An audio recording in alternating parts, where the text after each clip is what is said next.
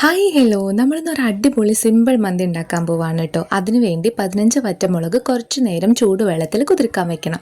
എന്നിട്ട് ഒരു മിക്സിയുടെ ജാറിലേക്ക് വറ്റമുളകും കുറച്ച് വെളുത്തുള്ളിയും 1/2 കപ്പ് സൺഫ്ലവർ ഓയിലും 1/4 കപ്പ് മല്ലിച്ചെപ്പും കുറച്ച് നാരങ്ങയുടെ നീരും 1 സ്പൂണ് മുളക് പൊടിയും ഇട്ട് നന്നായിട്ട് അരച്ചെടുക്കണം. ഈ ഒരു പേസ്റ്റിലേക്ക് ആവശ്യത്തിന് ഉപ്പും ഇട്ട് നല്ല രീതിയിലൊന്ന് മിക്സ് ചെയ്യണം.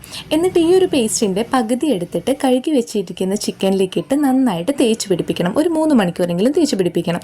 ഇനി ഒരു 3 കപ്പ് ബസുമതി റൈസ് അരമണിക്കൂർ കുതിർക്കാൻ വെക്കുന്നുണ്ട് കേട്ടോ. ഇനി ഈ ഒരു പാത്രത്തിലാണ് കേട്ടോ നമ്മൾ മന്തി ഉണ്ടാക്കാൻ പോകുന്നത്. ഇതിലേക്ക് ആവശ്യത്തിന് സൺഫ്ലവർ ഓയിൽ ഒഴിച്ചിട്ട് പട്ട, ബേ ലീഫ്, 3 ഏലക്ക, 4 ഗ്രാമ്പു ഇതൊക്കെ ഇട്ട് നന്നായിട്ടൊന്ന് വഴറ്റിയെടുക്കണം. എന്നിട്ട് ഇതിലേക്ക് കുറച്ച് വെളുത്തുള്ളി അരിഞ്ഞതും ഇട്ട് നന്നായിട്ടൊന്ന് വഴറ്റി വെച്ചിട്ട് നമ്മളൊരു സവാള അരിഞ്ഞത് ഇടുന്നുണ്ട്. അതും നന്നായിട്ടൊന്ന് വഴറ്റി വെക്കണം. അപ്പോഴേക്കും അമ്മ ഇവിടെ ചിക്കനൊക്കെ റെഡിയാക്കി വെച്ചിട്ടുണ്ട്. ബാക്കി നമ്മൾ എടുത്ത് വെച്ചിട്ടുള്ള പേസ്റ്റ് ഇല്ലേ, അത് ഈ ഉള്ളിലേക്ക് ഇട്ടിട്ട് നന്നായിട്ടൊന്ന് മിക്സ് ചെയ്യണം.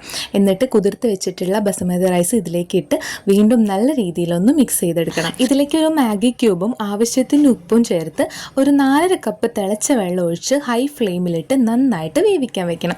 ഇതൊന്ന് തിളച്ച് വരുമ്പോൾ ലോ ഫ്ലെയിമിലിട്ട് ഒരു 10-15 മിനിറ്റ് നമുക്കൊന്ന് കുക്ക് ചെയ്തെടുത്താൽ തന്നെ നമ്മുടെ റൈസ് ഇവിടെ നല്ല രീതിയിൽ കിട്ടും കേട്ടോ. ഇത് നമുക്ക് നല്ല രീതിയിൽ കിട്ടിയിട്ടുള്ള മന്തി റൈസിൻ്റെ മുകളിലേക്ക് ചിക്കനൊക്കെ വെച്ചിട്ട് നമ്മളൊന്ന് സ്മോക്ക് ചെയ്തെടുക്കുന്നുണ്ട്. സ്മോക്ക് ചെയ്തെടുക്കുന്ന വീഡിയോ വിട്ടുപോയതാണ് കേട്ടോ. നല്ല രീതിയിൽ തന്നെ ഇത് കിട്ടിയിട്ടുണ്ട്, നല്ല ടേസ്റ്റും ഉണ്ട്. അപ്പോൾ നിങ്ങൾ എന്തായാലും ട്രൈ ചെയ്ത് നോക്കണം. വീഡിയോ ഇഷ്ടപ്പെട്ട സബ്സ്ക്രൈബ് ചെയ്യാൻ മറക്കല്ലേ.